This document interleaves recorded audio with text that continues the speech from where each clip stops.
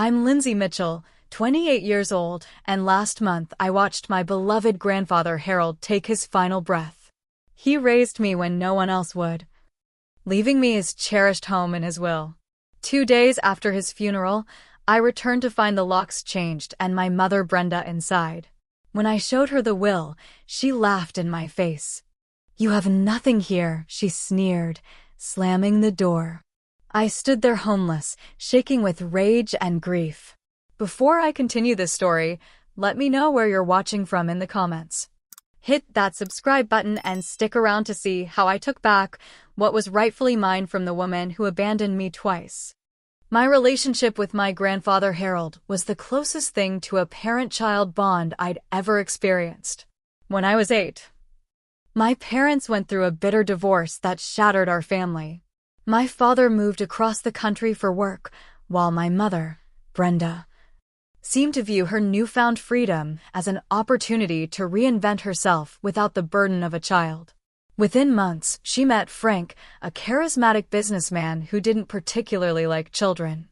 One evening, after yet another argument about her increasing absences, she packed a suitcase and dropped me off at my grandfather's modest two-bedroom house in the suburbs of Portland. Just for a few weeks, she promised, kissing my forehead. Those weeks turned into months and eventually years. Grandpa Harold never complained once. He was a retired high school English teacher with a passion for woodworking and gardening. His home became my sanctuary. The backyard maple tree held a swing he built by hand. My bedroom walls, once bare, gradually filled with photographs, achievement certificates, and memories. "Family isn't always blood, Linz," he would say, helping me with homework at the kitchen table.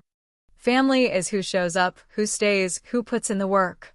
Throughout high school and college, I watched my mother's sporadic appearances decrease further.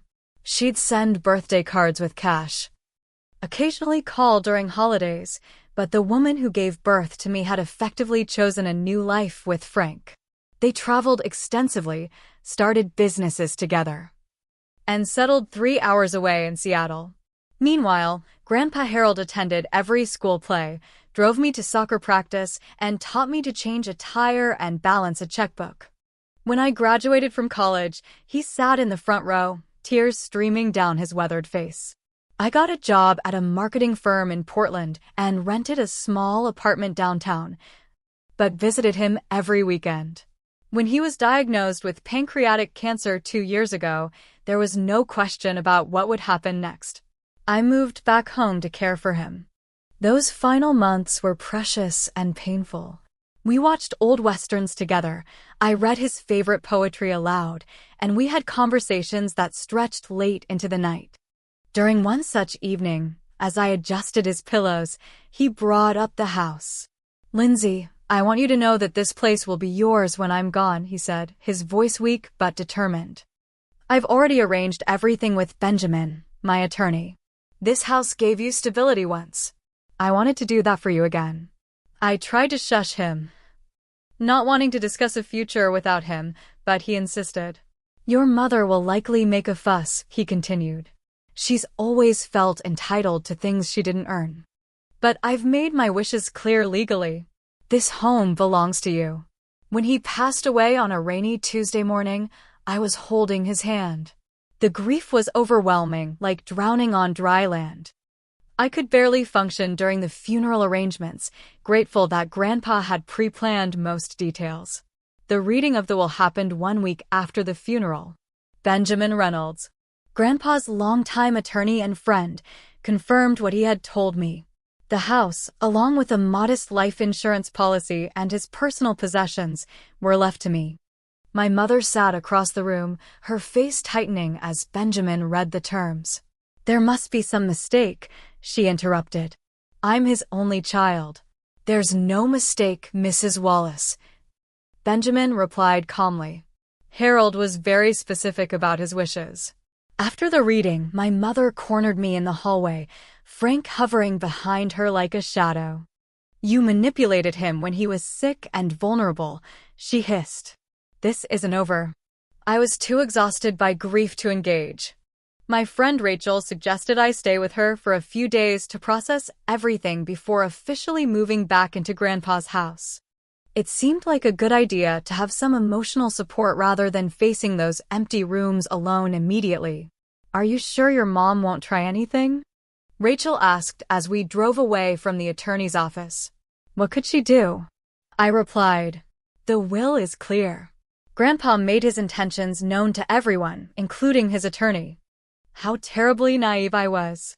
How unprepared for the lengths to which a bitter, entitled woman would go. I spent 3 days with Rachel, sorting through my feelings and making plans for the house. I thought about which rooms I might renovate, how I'd preserve Grandpa's garden, whether I should keep his workshop intact. These thoughts became a lifeline through grief, a future to move toward. I had no idea that across town, my mother was already setting her plan in motion. On Friday morning, I drove to what was now legally my house, carrying coffee and fresh bagels. I planned to start cleaning out the refrigerator and sorting through some of Grandpa's clothes to donate. When I pulled into the driveway, something felt immediately wrong. The curtains in the living room had been changed from Grandpa's faded blue ones to cream-colored panels I'd never seen before. With growing unease, I walked up the familiar stone path and inserted my key into the front door. It didn't work. I tried again, jiggling the handle, but the key wouldn't turn. That's when I noticed the new deadbolt installed above the original lock. I knocked, first politely, then more forcefully as panic rose in my chest. Finally, the door swung open. And there stood my mother, dressed as if for a business meeting. "Lindsay," she said flatly. "What are you doing here?" "What am I doing here?" I repeated, stunned. "This is my house. Grandpa left it to me. What are you doing here, and why are the locks changed?" She smiled thinly and stepped aside, revealing the interior. The living room had been partially emptied, with Grandpa's favorite recliner notably missing. Boxes were stacked against one wall. "Your grandfather and I had an understanding," she said smoothly. "This house has been in our family for generations. He always intended for it to stay with his daughter." Frank appeared behind her, placing a possessive hand on her shoulder. "We've already spoken with our attorney. Harold wasn't in his right mind when he made that will, with all the medications he was taking." I stood there speechless for a moment before finding my voice. "That's not true." He was completely lucid. "He told me multiple times the house would go to me. It's in his will." I fumbled in my purse for the copy of the will Benjamin had given me, thrusting it toward them. My mother barely glanced at it. "Papers can be changed," she said dismissively. "What matters is what he told me personally. I'm his daughter. You're just his grandchild." "I took care of him for 2 years while he was dying," I said, my voice cracking. "Where were you?" "In Europe? On another cruise?" "You barely called him." Frank stepped forward, his imposing frame filling the doorway. "I think you should leave now, Lindsay. This is a family matter that will be settled legally." "I am family," I shouted, tears stinging my eyes. "And this house is legally mine." "You have nothing here," my mother said coldly, moving to close the door. "We'll have our attorneys contact you." The door slammed in my face. I stood there in disbelief, the bag of now-cold bagels still clutched in my hand. Through the window, I could see them continuing to pack up my grandfather's belongings as if I weren't even there. I retreated to my car and immediately called Benjamin Reynolds. His secretary said he was in court, but promised he would call back as soon as possible. Next, I called Rachel, barely able to form coherent sentences through my tears. "They've taken over the house," I sobbed. "They changed the locks. They're packing up his things." Rachel immediately offered to come get me, but I needed answers first. I drove to the local police station, naively hoping they could help. The officer I spoke with was sympathetic but explained that this was a civil matter, not criminal. "Even though I have the will showing I own the house?" I asked desperately. "Unfortunately, yes," he confirmed. "You'll need to go through the courts to enforce the will and evict them if they're unlawfully occupying your property." By the time Benjamin called me back, I was sitting in a coffee shop parking lot, feeling homeless and betrayed. He was outraged when I explained what had happened. "This is absolutely unacceptable," he said firmly. "The will is crystal clear, and I can personally attest that your grandfather was of sound mind when he made his decisions. Your mother has no legal ground to stand on." "So what do I do?" I asked, feeling completely lost. "We'll need to file for an emergency eviction," he explained. "But I have to warn you, Lindsay, these things can take time. The courts are backed up, and your mother seems prepared to fight dirty." The weight of what was happening crashed down on me. Not only had I lost my grandfather, but now I was facing a legal battle with my own mother over the home where I grew up. The home that was rightfully mine. "How much will this cost?" I asked, suddenly realizing the financial implications. There was a slight pause. "It won't be inexpensive," Benjamin admitted. "But Harold was my friend for 40 years. I'll work with you on the payments." That night, I stayed at Rachel's apartment again, this time not by choice but necessity. As I lay on her pull-out couch, I scrolled through photos on my phone, pictures of me and Grandpa in the garden he loved, standing proudly beside the bookshelves we built together, celebrating my college graduation on the front porch. Each image was a reminder of what had been stolen from me. "I can't believe she would do this," Rachel said, handing me a cup of tea. "I mean, I know your relationship was strained, but this is a whole new level." "I always thought deep down she cared, at least a little," I whispered. "But now I realize she only cares about herself. She abandoned me once when I was a child, and now she's doing it again." I fell into an uneasy sleep that night, torn between crushing grief and building anger. The mother who had walked out of my life when I needed her most was now trying to take the only real home I'd ever known. The fight ahead seemed impossible. But I knew one thing for certain: I would not let her erase my grandfather's final wish. The next morning, I drove past the house on my way to work, a detour I couldn't help making. What I saw made my stomach drop. My mother and Frank were loading Grandpa's antique desk, the one where he wrote letters and graded papers for decades, into a rented moving truck. They were emptying the house of its valuables. Without thinking, I pulled into the driveway, blocking the truck. I jumped out of my car, shaking with fury. "What do you think you're doing?" I demanded. "Those aren't your things to take." My mother barely looked up from her clipboard. "Lindsay, we've been through this. Go to work. This doesn't concern you." "That desk belonged to Grandpa's father," I said, my voice rising. "He specifically wanted me to have it.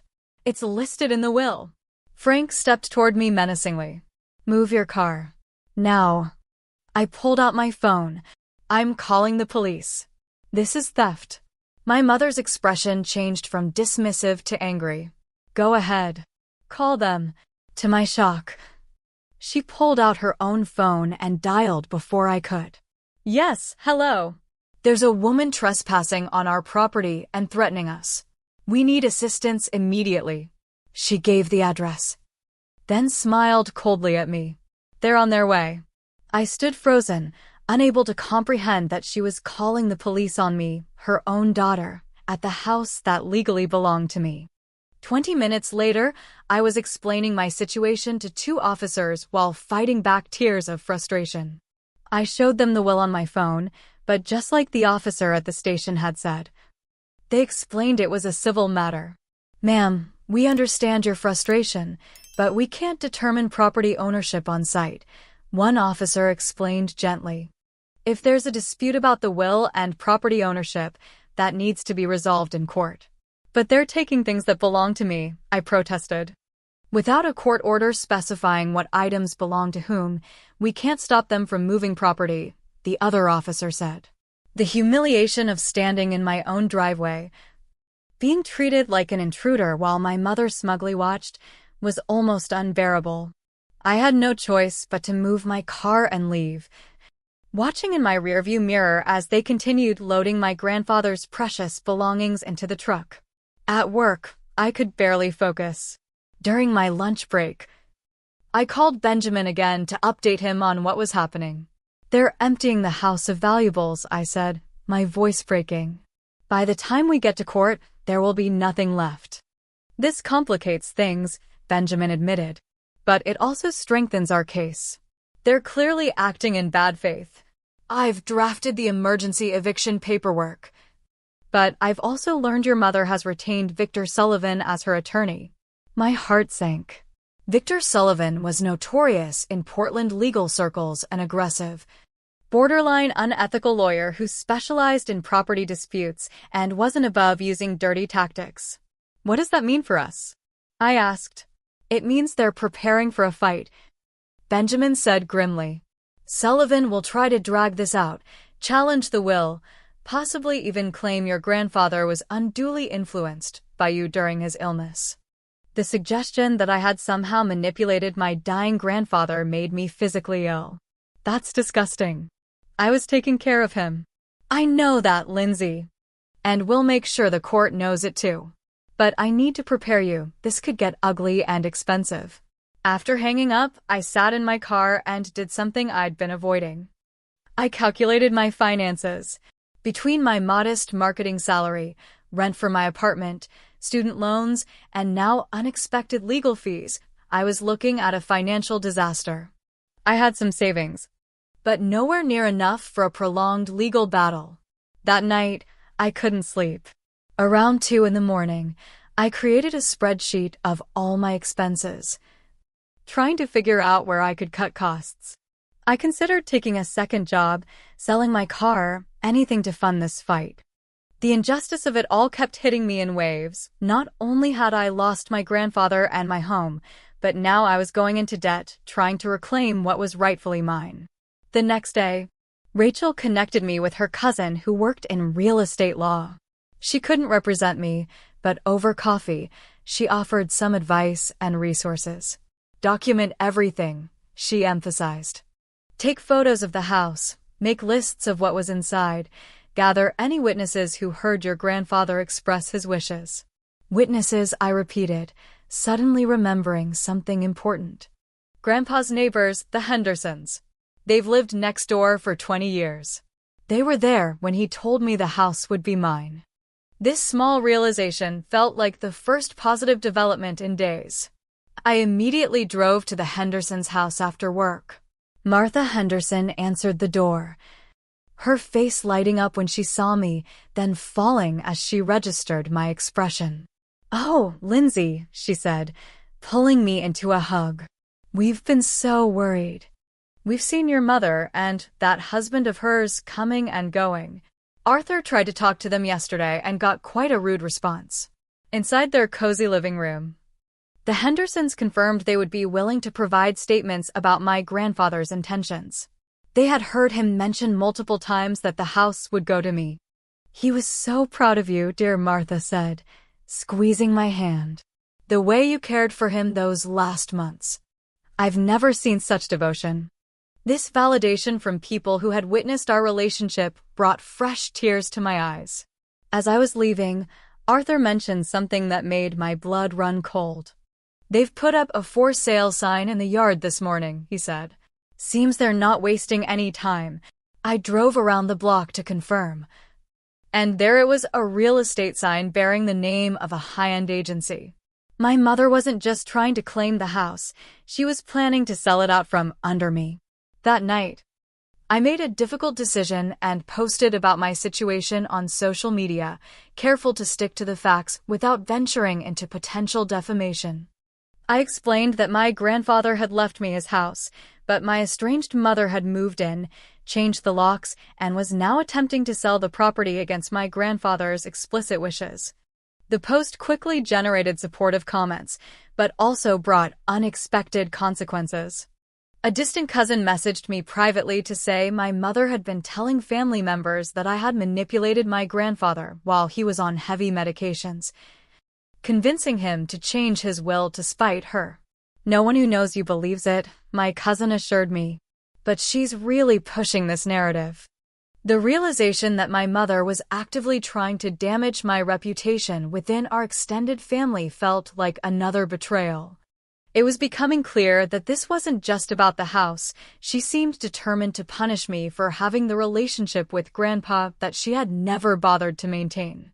As I scrolled through local real estate listings that night, my heart stopped when I found it, Grandpa's house, my house, listed for $590,000. The listing included professional photos taken that very day, showcasing rooms that had been hastily staged, with most of Grandpa's personal touches already removed. The description read, "Charming family home with great bones, ready for your personal touch. Motivated sellers, priced to move quickly." They weren't just selling my inheritance. They were erasing any trace that my grandfather had ever lived there. And they were rushing to close a deal before I could stop them. The next day, during my lunch break, I drove by the house again, a painful ritual I couldn't seem to break. The for sale sign now had a virtual tour available rider attached to it. I parked across the street, fighting the urge to march up to the door and demand entrance to my own home. Instead, I called the real estate agency listed on the sign, pretending to be an interested buyer. The agent was enthusiastic, explaining that the sellers were motivated and already reviewing offers. When I asked about the property history and ownership, she hesitated slightly before saying the house had been in the same family for years and was now being sold as part of an estate settlement. A partial truth that obscured the real story. Back at work, I could barely concentrate. During an afternoon meeting, my boss noticed my distraction and pulled me aside afterward. "Lindsay, is everything okay? You haven't been yourself lately." I hesitated, then decided honesty was the best approach. I gave her a condensed version of what was happening. Her face grew increasingly concerned as I spoke. "That's terrible. Why didn't you say something sooner? Take the rest of the day off. Family comes first, or in this case, fighting family comes first." Grateful for her understanding, I used the unexpected free time to visit a different attorney, Diana Fairchild, who specialized in real estate law. Benjamin was handling the will contest, but I needed specific expertise on stopping the sale. Diana's office was smaller than Benjamin's, but she radiated competence and focus. After reviewing my documents and listening to my story, she leaned forward, hands clasped on her desk. "They're moving quickly because they know they're on shaky legal ground," she explained. "We need to act faster. Have you heard of a lease pendens?" I shook my head. It's Latin for suit pending. It's a formal notice filed with the county recorder's office that effectively clouds the title of the property. It alerts potential buyers that there's ongoing litigation affecting the property rights. For the first time in days, I felt a flicker of hope. So it would stop the sale? Any legitimate buyer would back out immediately once their title search reveals a lease pendens. No bank will finance a purchase with clouded title. She smiled slightly. It's basically kryptonite to a fraudulent sale. I felt the knot in my chest loosen slightly. How quickly can we file it? I can have the paperwork ready tomorrow. We'll need to file it with the county recorder and notify all parties, including the real estate agency. She paused. However, this is just one part of the strategy. We also need to gather more evidence for the underlying case. She advised me to collect any documents, emails, texts, or cards from my grandfather that might demonstrate our relationship and his intentions. I also needed to document everything I knew about the house's contents, especially items of particular value. That evening, I immersed myself in this task, creating detailed lists and finding old photographs that showed the interior of the house. I discovered several birthday cards from Grandpa that referenced the house as my future home. In one from my 25th birthday, he had written, "Looking forward to the day you make this old house shine with your own special touch. It will be your turn to create memories here." I photographed each item carefully, building a digital archive of evidence. The next day, I met Diana at the county recorder's office to file the lease pendens. As we waited for the paperwork to be processed, I noticed my hands were shaking. "What if this doesn't work?" I asked quietly. What if they sell it before we can stop them? Diana placed a steady hand on my shoulder. One step at a time. Lindsay, this is a strong first move.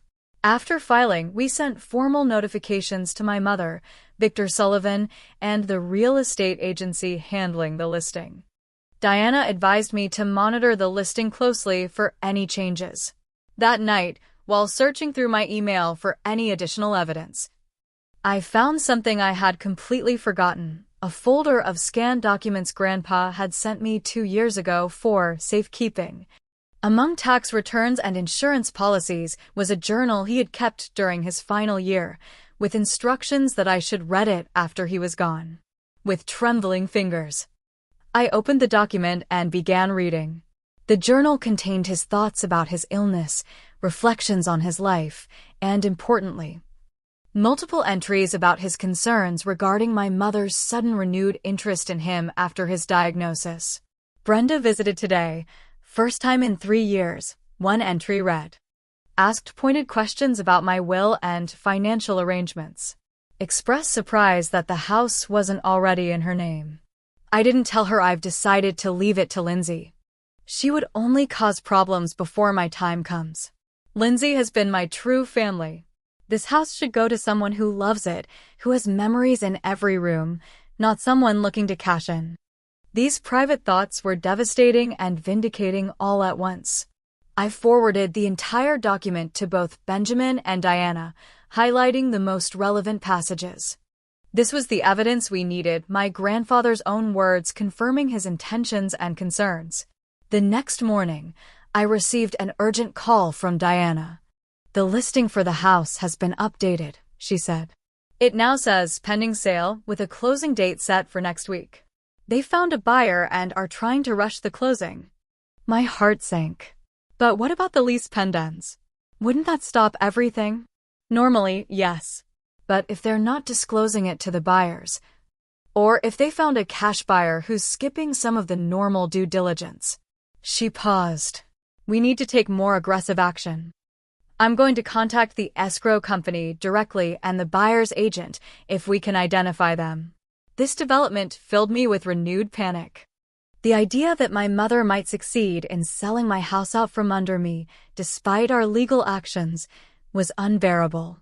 Diana assured me she would handle the notifications while I focused on gathering any remaining evidence for our case.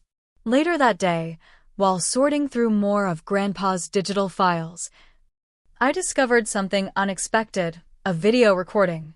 It was from last Christmas, when he was still relatively strong despite his illness. In it, he was sitting in his favorite chair, the decorated tree visible in the background, addressing the camera directly. Lindsay, he began, his voice warm but tired, I'm not sure if you'll ever watch this. But I wanted to leave something more personal than legal documents. This house has been in our family for 3 generations. My father passed it to me. And now I'm passing it to you, the person who brought it back to life when you came to live with me all those years ago. He went on to speak about his hopes for the house's future, mentioning specific features he hoped I would preserve and others he thought I might want to update. It was clear evidence that his decision to leave me the house was not a spontaneous one, but something he had considered deeply. I immediately forwarded the video to both attorneys, my hands shaking with emotion. This wasn't just evidence for our case. It was a precious final gift from my grandfather that I hadn't known existed. Armed with this new evidence, we scheduled an emergency strategy meeting for the following day. It was time to bring everything together and take decisive action before my inheritance slipped away completely. The morning of our strategy meeting, I received a text from Martha Henderson. There are people measuring the front yard. They look like buyers. I forwarded the message to Diana, who called me immediately. This is moving too quickly, she said, her voice tense. The lease pendants should have stopped this. Either they're ignoring it or something else is happening. I'm filing for an emergency injunction today. Benjamin joined our conference call. His normally measured tone replaced with urgency. I've discovered something concerning, he said. The buyers appear to be associates of Frank's from his investment group. I suspect they may be helping facilitate a quick sale with plans to flip the property or split profits later. They're using straw buyers, Diana confirmed. It's unethical and potentially fraudulent, but difficult to prove without more evidence. We formulated a multi-pronged approach. Benjamin would file for the emergency injunction while Diana contacted the escrow company directly. I would gather any final evidence we needed from the Hendersons and other neighbors. As I prepared to leave work early for these tasks, I received a barrage of angry text messages from my mother. "What do you think you're doing with these legal games? You're only hurting yourself. This will cost you more than you can afford. The house is being sold. Nothing you can do will stop it." The last message chilled me. "You've made an enemy of the wrong person. I'm your mother. I know all your weaknesses." I showed the messages to Diana, who advised me to save them but not respond. "This is good for us," she explained. "She's acknowledging she knows about your claim while threatening you. Judges don't look kindly on this kind of behavior." The next morning, Diana called with news. The escrow company has been notified of the lease pendants and legal issues. They're putting a hold on the transaction, pending legal clarification. This small victory gave me courage. The emergency hearing for the injunction was scheduled for the following Monday, but there was still the weekend to get through. I worried about what my mother might do when she learned the sale was delayed. Saturday morning, I drove to the house with Benjamin. We had decided it was time to formally serve my mother with the court documents in person. A sheriff's deputy accompanied us, as Benjamin had requested official service of process. As we pulled up, I saw the moving truck was back in the driveway. They were continuing to empty the house despite our legal actions. The deputy approached first, knocking firmly on the door. After a long moment, Frank answered, his expression darkening when he saw me standing behind the officer. "Mr. and Mrs. Wallace, I'm here to serve you with legal documents," the deputy stated formally. Frank tried to object, but the deputy calmly explained that refusing service would only complicate matters. Reluctantly, he accepted the paperwork. My mother appeared in the doorway, her face flushed with anger. "You're making a spectacle in front of the neighbors," she hissed. "You left me no choice," I replied, finding strength I didn't know I had. "You're trying to steal my home and erase Grandpa's wishes. This house should have been mine decades ago," she snapped. "My father promised it to me long before you were born." "Then why did he legally leave it to me?" I challenged. "Why did he write in his journal that you only showed interest after his diagnosis?" Her expression faltered for a moment. "What journal?" "Grandpa kept records of everything," I said, "including your sudden interest in his assets after years of absence." "We have it all, Mom. The court will see exactly what you're doing." Frank stepped forward, his intimidating presence no longer affecting me. "Your grandfather was confused and manipulated. We have witnesses." "Paid witnesses," Benjamin interjected smoothly. "The court will be very interested in examining their credibility compared to the neighbors who saw Lindsay care for her grandfather daily for 2 years. My mother's composure cracked. "You have no idea what I've been through. This house was supposed to be my security, my inheritance. That you abandoned when you abandoned me," I said quietly. "You can't abandon something for 20 years and then claim it when it's convenient." As we spoke, a car pulled into the driveway, a couple I didn't recognize, accompanied by the real estate agent. The potential buyers had arrived for another viewing, walking into the middle of our confrontation. The real estate agent looked alarmed, quickly trying to usher her clients back toward their car. "Perhaps we should reschedule." "No need," Benjamin called out. "These people should know exactly what they're walking into." He approached them directly, introducing himself as my attorney. "I feel professionally obligated to inform you that this property is subject to active litigation.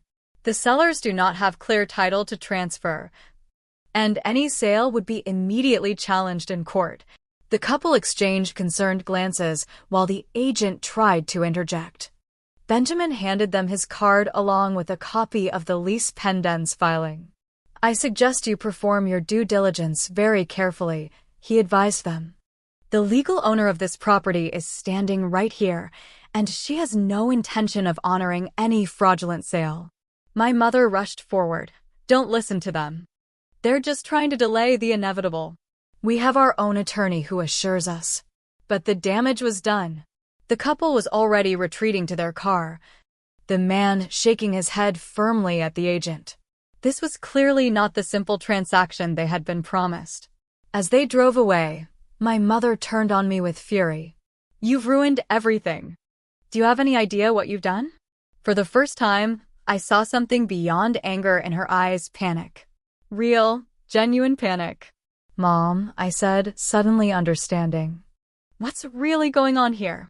Why the rush to sell? Frank tried to pull her away, but she shook him off. 20 years of resentment seemed to pour out of her at once. Frank's business is underwater, she blurted, ignoring his attempts to silence her. We needed the money from this sale to cover debts. We were going to lose everything.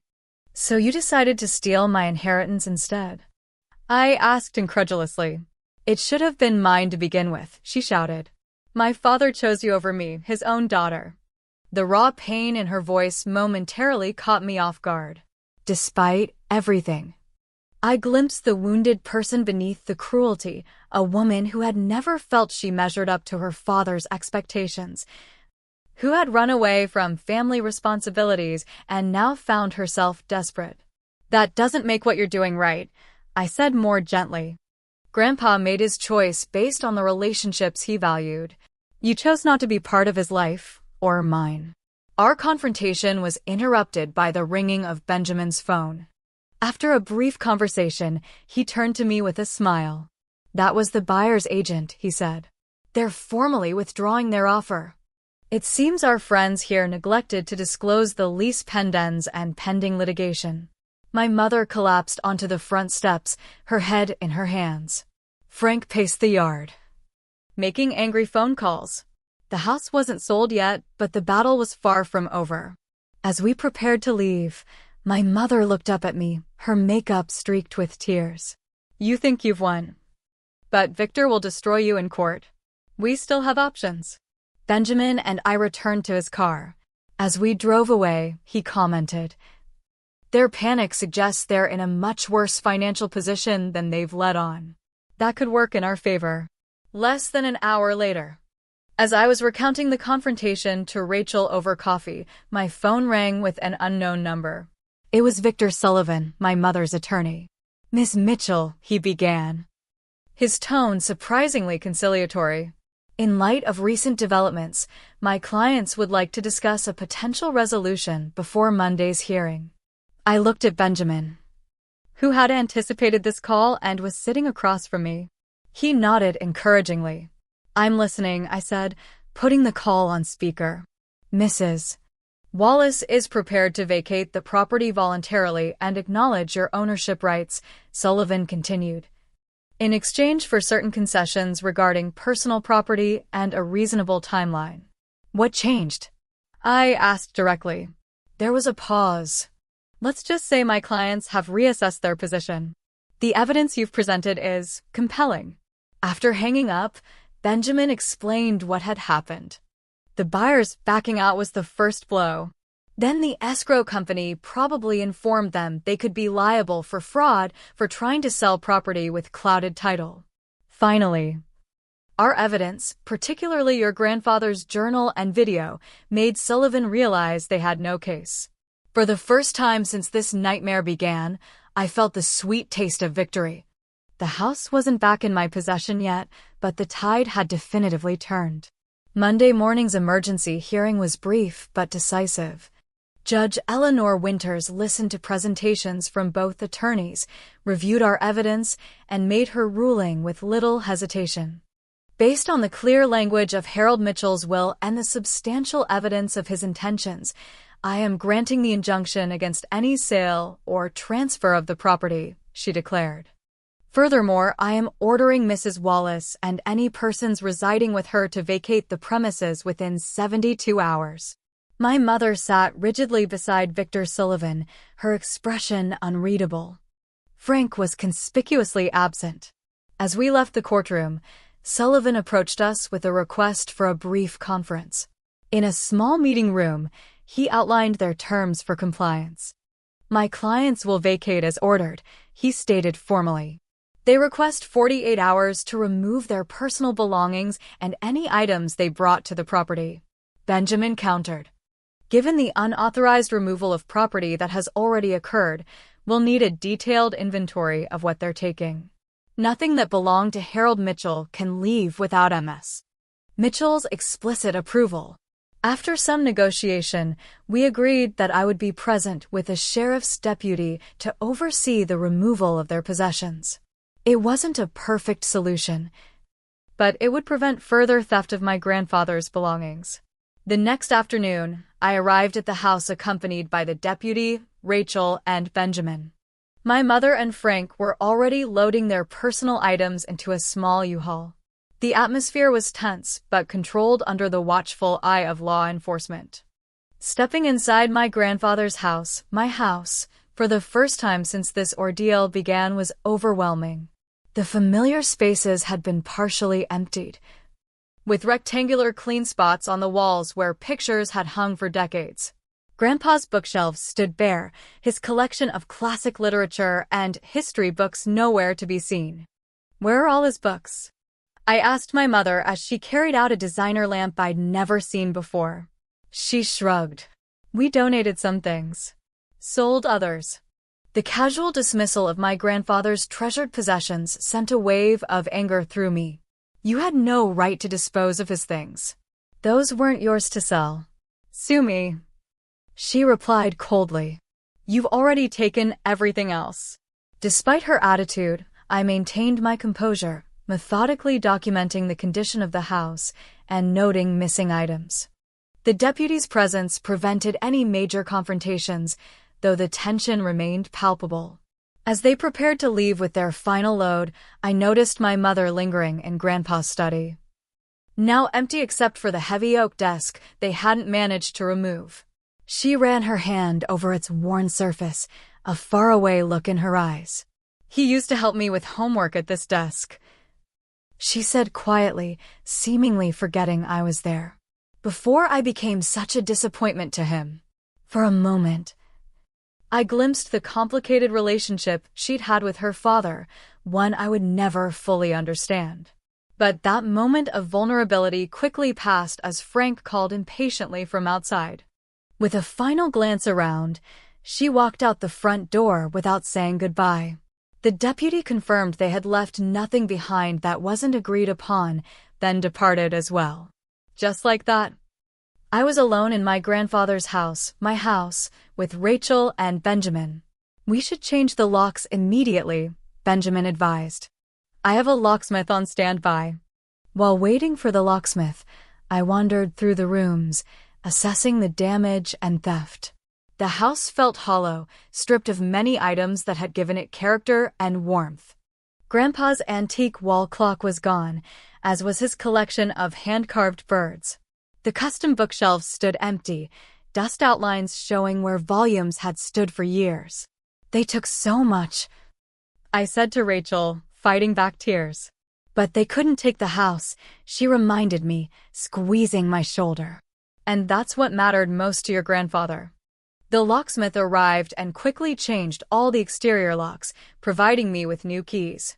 After Benjamin and Rachel left, I stood alone in the living room, both victorious and devastated. I had won the battle for my inheritance, but at a steep cost, both financially and emotionally. That evening, as I was making a list of missing items for potential legal action, I received a text from an unknown number. "Check your mother's apartment. Unit 307 at the Parkview on Burnside. Code 4829. It was unsigned, but I suspected it came from Frank. Perhaps his conscience had finally caught up with him, or more likely, their relationship was fracturing under financial pressure. The next morning, I drove to the address, debating whether to use the information. It felt invasive, yet those were my grandfather's possessions, my inheritance they had taken. After sitting in the parking lot for 20 minutes, I made my decision and entered the building. Using the code, I accessed the hallway and found Unit 307. I knocked firmly, prepared to face my mother again. To my surprise, an elderly woman answered. "I'm looking for Brenda Wallace," I said, confused. "Oh, they moved out yesterday," she replied. "I'm the property manager. Are you a friend?" "I'm her daughter," I admitted.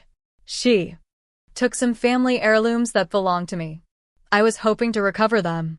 The woman's expression softened. "They left in quite a hurry. There's a storage unit in the basement they were using.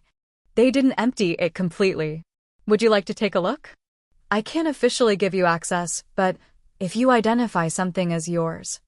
The storage unit contained several boxes labeled Harold stuff. Inside, I found Grandpa's beloved books, photo albums, and some smaller furniture pieces. The property manager. After seeing my matching last name on my ID and hearing my story, allowed me to take what I could prove was family property. "Usually I wouldn't do this," she confided. But they left owing 2 months' rent. Mr. Wallace's checks bounced, and they disappeared overnight.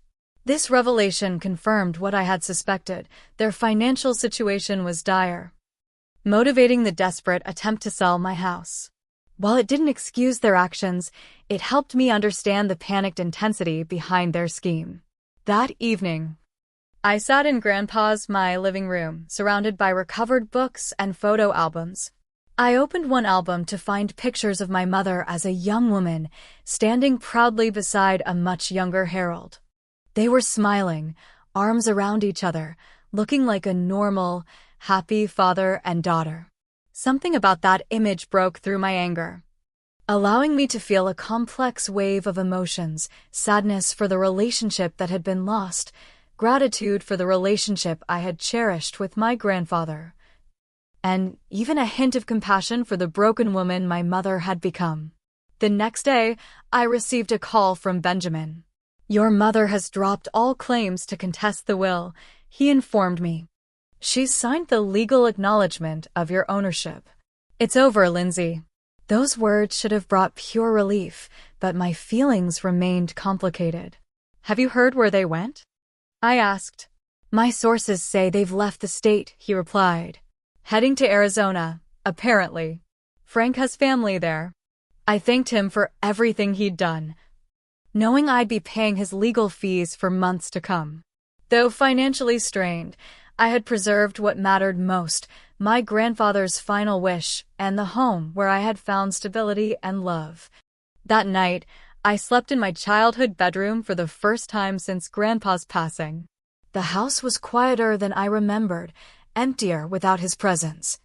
But it was mine now, a place to build my future while honoring his memory. 6 months have passed since I reclaimed my grandfather's house. Spring has arrived, bringing new life to his garden where I've planted tomatoes and herbs just as he taught me. The house itself is slowly transforming, walls freshly painted, some rooms rearranged to suit my needs, yet with careful preservation of the elements that made it Grandpa's home. The financial aftermath of the legal battle was significant. I had to take a second job on weekends to cover the attorney fees, but Benjamin was patient and arranged a manageable payment plan. The emotional cost was harder to quantify. Trust doesn't rebuild as easily as bank accounts. In the months following the confrontation, I sought help through a support group for adult children estranged from parents. The stories I heard there helped me understand that my experience, while painful, wasn't unique. Many others had navigated similar betrayals and found ways to heal. Grief isn't just about death, my therapist explained during one session. You're grieving multiple losses: your grandfather, the relationship you wished you had with your mother, even the loss of a certain narrative about your family. This framework helped me process the complicated emotions that surfaced as I settled into the house. Some days brought unexpected waves of sadness, when I found one of Grandpa's handwritten notes tucked in a book, or heard the familiar creak of the third stair that he always promised to fix. Other days carried anger when I discovered another missing item or received an occasional text from my mother, always practical requests, never apologies. I established firm boundaries, engaging only through my attorney when necessary.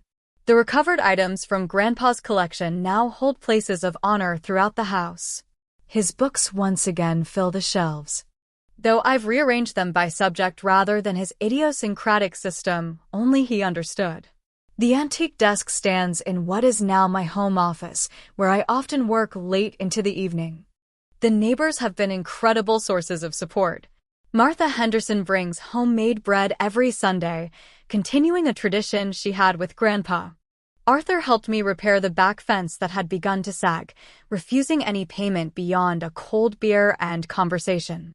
Your grandfather would be proud, he told me as we admired our handiwork. Not just of the house, but of how you fought for what was right. Those words meant more than he could know.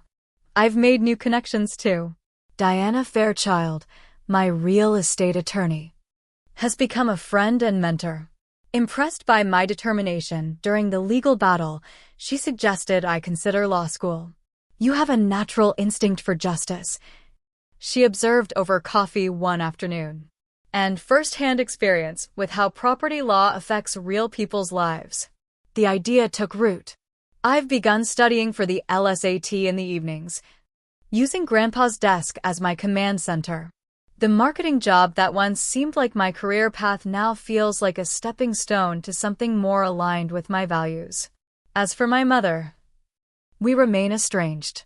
3 months after leaving Portland, she called from Arizona, asking if I would consider letting bygones be bygones. You're still my daughter, she said, her voice artificially bright. Family should stick together. The irony of those words after her betrayal wasn't lost on me. Family is who shows up, I replied, echoing Grandpa's wisdom. Who stays? Who puts in the work? The silence on the other end told me she recognized his words. I'm not closing the door forever, I continued, surprising myself with the offer.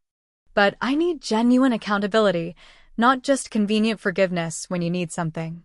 She hasn't called since, but I've made peace with that possibility. Some relationships can't be rebuilt on the same foundation. Sometimes you need to start from scratch, with honest acknowledgement of past harm and clear boundaries for the future. The most important lesson I've learned through this ordeal is about the true nature of inheritance. While the house itself is valuable, the real legacy my grandfather left me was less tangible. Resilience, integrity, and the courage to stand up for what's right, even when it's difficult. He also taught me that family isn't defined by blood or legal documents, but by love, presence, and mutual respect. These values guide me as I build my life in the home where I found stability as a child and now create security as an adult. Today, as I sit on the porch swing Grandpa installed when I was 10, watching the neighborhood children ride bikes on the sidewalk, I feel a sense of contentment that seemed impossible 6 months ago. The house has begun to feel truly mine, though Grandpa's presence remains in the garden layout, the workshop organization, and the values that shaped both the home and the person I've become. If there's one thing I hope you take from my story, it's the importance of documenting your wishes clearly and standing firm against those who would disregard them. Protect what matters to you. But remember that healing often requires letting go of what doesn't serve you, including toxic relationships, even with family. Have you ever had to fight for something that was rightfully yours? Or had to establish boundaries with family members who couldn't respect them? Share your experiences in the comments below. Your story might help someone else facing a similar battle. And if you found value in my journey, please hit that subscribe button and like this video. It helps others find this community where we can support each other through life's difficult transitions. Thank you for listening, and remember, inheritance isn't just what's left to you, but what you choose.